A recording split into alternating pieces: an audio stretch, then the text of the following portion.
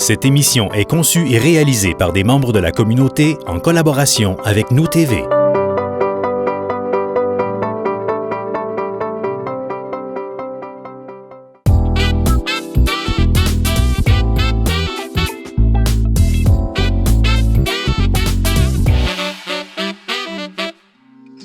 Cette semaine à l'émission, nous vous présentons un restaurant qui est situé en plein centre-ville de Saint-Hyacinthe, l'Espiègle. Nous y avons rencontré le chef Richard Marquis qui nous a fait découvrir un peu les facettes de son métier, mais aussi sa cuisine et un plat en particulier.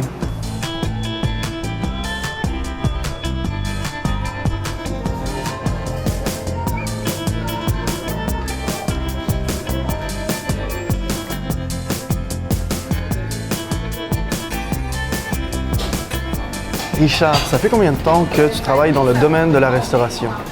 Que je travaille dans le domaine de la restauration, ça fait 37, 38 ans déjà. Et d'où ça t'est venu justement cette idée-là de vouloir faire de la bouffe? Qu'est-ce qui m'a décidé de m'en aller en cuisine? Tout ça part de ma grand-mère paternelle. Je me faisais garder chez ma grand-mère qui habitait en bas de chez moi. Puis avec une grand-maman qui a 10 enfants, donc elle cuisinait tous les jours. Fait que j'étais assis à travers les chaudrons, puis j'ai toujours vu ma grand-mère en train de cuisiner. Ouais. Puis à l'âge de 10 ans, je savais très bien que je serais un cuisinier toute ma vie. Donc là, tu commences tes commandes. Là, je commence mes commandes. Ça veut dire, c'est ça, je vais faire le tour. J'ai toute ma liste de produits que j'utilise avec toutes mes sections. Puis là, je vais faire le tour, savoir ce que j'ai de besoin cette semaine. Tu vois, tous les tableaux sont écrits. Le portionnage, le poids. Comme ça, c'est plus facile pour nous autres de toujours garder le même standard. Tu viens manger ton ciabatta forestier. Tu t'attends à ce que d'une semaine à l'autre, tu aies toujours la même quantité de viande dedans, la même portion de fromage. Je veux pas que ça... Fait que pour être sûr, ben c'est portionné, c'est calculé, c'est sous-vidé par portion. Là, je vais descendre en bas.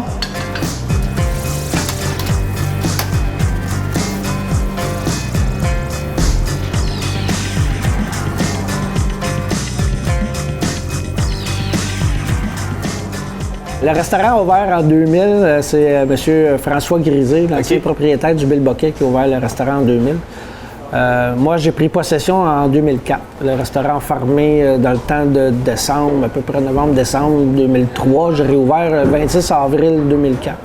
Après, tu es venu lui apporter une touche un peu plus à ton goût. Tu as fait des rénovations à l'intérieur. Bien, on a parti. J'ai amené des nouvelles choses ici à Saint-Hyacinthe que le monde était plus ou moins habitué de voir. Le restaurant L'Espiègle, jadis, il y a 15 ans, était réputé pour les sandwichs, les ciabatta. Aujourd'hui, il n'est plus réputé pour les ciabatta, mais il est réputé pour le porc, le canard, le saumon, les tartares, le boudin. C'est sûr que les frites sont incontournables. Il restera toujours les frites Espiègle. Je peux pas me départir des frites.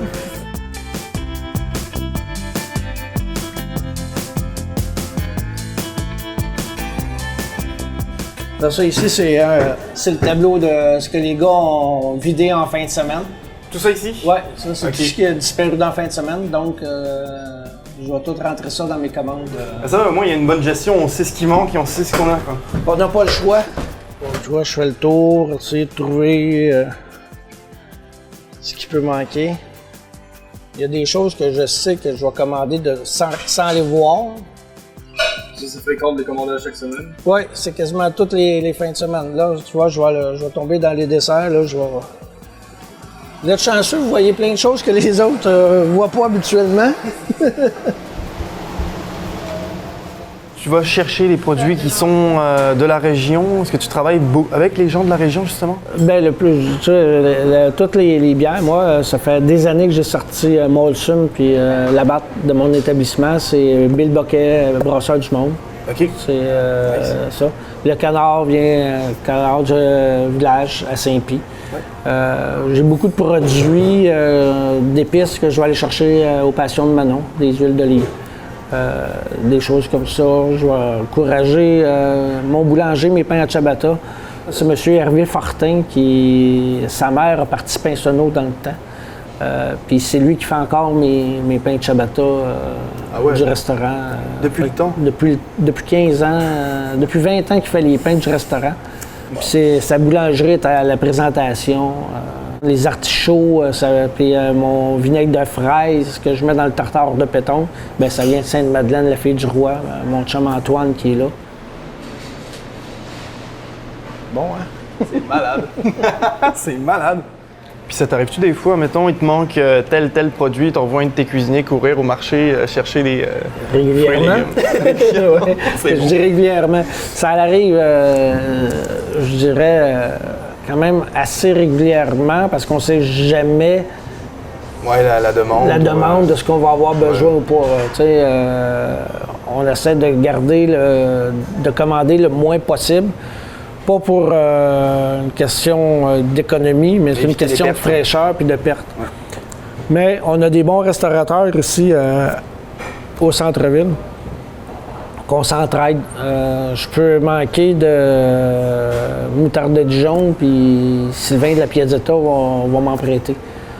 Il peut y manquer du saumon fumé, je vais y en prêter. On n'est pas... pour moi, je ne suis pas en compétition avec personne, à part avec moi-même. Mais c'est l'entraide. Vous êtes chanceux, vous avez une commande live en direct en plus. On regarde. Le spécial Rico. Donc ça, c'est quoi comme plat? Ça, c'est le sandwich que je mange encore régulièrement. Qui n'était pas sur le menu à la base. OK. J'ai décidé que dans celui-là, je mettais mon légume préféré. Bacon. C'est un roast beef, un rôti du roi qu'on fait cuire. Après ça, on laisse refroidir, on tranche. Tu le fais cuire sous vide ou tu le fais cuire on le fait cuire au four avec un peu d'épices à steak, moutarde, ail. Ouais. On l'envoie au four. Là, ici, on va déglacer avec une petite sauce bordelaise, réduction de vin rouge avec échalote, presque à sec. Fond de veau. Ouais. Ça, c'est de la mayonnaise fait maison. Ça, c'est le sandwich que je me faisais régulièrement. Et il est cochon, ton sandwich. Puis que les gars ont commencé quand je disais qu'est-ce que tu vas manger? Là, genre, je vais manger mon sandwich. Fait qu'ils ont commencé à appeler ça le spécial Rico. Vinaigrette à l'érable. Que tu fais toi-même aussi, là. Fait ici avec du vrai sirop d'érable. Nice. Qui est le sirop d'érable vient de Saint-Pie. Ok, c'est cool. Tu travailles vraiment avec tout le monde de la région, c'est ça qui est le bien, plus là. possible. Vraiment. Le secret. Là, tu parles, tu veux pas dire ton secret d'épices. C'est pas un cajun, là. Là, désolé, mais ça va s'arrêter là. C'est rien de compliqué, c'est fait avec amour, c'est fait avec bonheur, c'est... Ouais. Ça se voit. Ça se voit. Ça se voit dans tes assiettes. Moi, c'est ça qui est important. Moi, c'est ça qui est important, c'est de le faire avec amour. Tu sais, tout le monde me demande c'est quoi ta recette secrète, c'est quoi le recette. C'est l'amour que je mets dans ce que je fais. L'espiègle, c'est à la base, quand je l'ai reparti, il y a 15 ans, je m'en allais beaucoup dans une cuisine typiquement française, très française, ouais. Plat français, cuisine française, avec des fonds, des ci, des ça. Et tranquillement, pas vite, il faut s'ajuster à notre clientèle. Voilà. Donc, tu sais, moi, quand j'ai commencé, il y a 15 ans, c'était beaucoup les baby boomers. Mm-hmm. Mais les baby boomers, ils vieillissent avec moi, là. Oui. Qui sort, qui dépense des sous, c'est les jeunes entre 18 et 25. Donc, le menu est devenu beaucoup plus bistrot. Tu sais, on s'est en allé dans les tartares. Je pensais pas d'en faire une spécialité. Mais c'est de... Je voulais en faire un, j'en ai 6 sur ma carte. Wow, OK, quand même. Tu sais, je suis un des seuls au Québec qui fait du tartare de lapin. Ah ouais? Ouais. Intéressant, c'est la première fois que j'entends ça. J'ai du tartare de lapin, du tartare de canard, j'ai du tartare de pétanque, du bœuf, du saumon. J'en ai un pour les véganes ou les végétariens qui est aux légumes. Fait que j'ai mis la ciboulette ciselée, échalote française, quelques gouttes de sriracha, moutarde de Dijon, sel et poivre mélangés.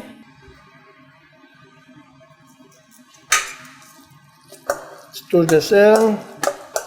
Je vais rajouter une petite touche de moutarde. Parce que le lapin, ça va avec de la moutarde. Là, tu vas me dire, je prends la même cuillère, mais il y a Non, c'est pas grave. Non, mais il y a 2 côtés à une cuillère. Ben oui. Donc, on prend l'autre côté. On sauve la vaisselle, hein? Quand je te dis, il faut traiter nos plongeurs avec respect, ben c'est ça. T'inquiète pas, hein.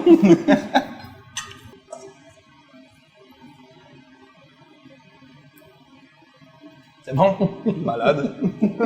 C'est vraiment bon. C'est vraiment bon. Ouais. Ça, tu vas le présenter comment, ce plat-là? On va, Tu le vas mettre, le sortir comment, tu sais? on va le mettre sur un ardoise. Ah ouais, hey.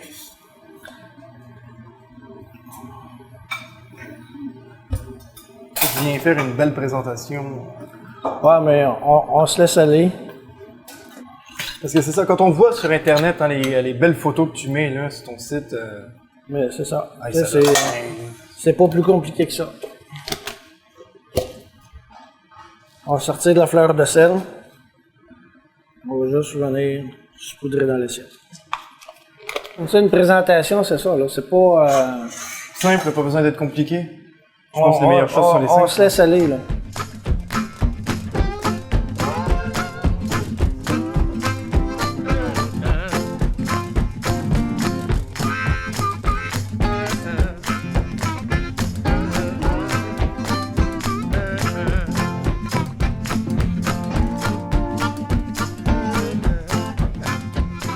Tu fais aussi chef à domicile. Oui. Comment ça se passe? Chef à domicile, je fais ça accompagné de ma femme. C'est notre activité de... notre activité de couple. De toute façon, je vais rencontrer le client ici. Je vais établir un menu avec lui selon ses goûts alimentaires, ses intolérances, les allergies et surtout son budget. Ce qui est primordial pour moi, c'est de travailler avec le budget de la personne. Donc, je vais arriver sur place avec ma femme. Je vais me servir de leurs instruments. Donc, je vais me servir de leurs poêlons, je vais me servir de leurs fours, je vais me servir de leur vaisselle. Pour leur montrer qu'on n'est pas obligé d'avoir du stock haut de gamme pour faire de la bonne cuisine. Tu sais, c'est de l'usure. Ouais, ils sont ronds, là. Fait qu'ils ils sont pas... Ah, ils sont pas drettes, mais rien. Ça roule tout le temps, tu sais. Fait que moi, quand j'arrive chez vous, puis t'as un beau poêle à induction avec une batterie de cuisine neuve, puis les poêlons sont droits. Bien content. Moi, oui. Wow. Puis c'est juste pour montrer au monde aussi, c'est pas avec les instruments, c'est ce que tu vas en faire. Et tu sais, je suis là, je suis présent, fait que ça vient jaser cuisine, ça vient demander des conseils, ça vient demander des trucs. Ça va jusqu'à la base, comment tenir son couteau. Ça ne demande pas des grosses techniques. Ah, attends, comment tu coupes vite? Comment ça? Puis je vais prendre le temps de le montrer. Puis je suis pas imbu de moi-même. Je suis prêt à montrer tout ce que je sais, n'importe où, n'importe quand. Les recettes. Moi, c'est Daniel Vizina qui disait ça. Il a écrit des livres de recettes. Il a écrit plusieurs. Puis je disais, ouais, mais le monde copie ta recette. Il dit, Richard, il dit un livre de recettes, puis une recette, c'est là pour t'inspirer, c'est pas là pour être copié. Voilà. Fait que je lis une recette, je ferme le livre, je fais autre chose. Un gros merci. C'est moi qui te remercie, puis comme je te dis, n'importe quand.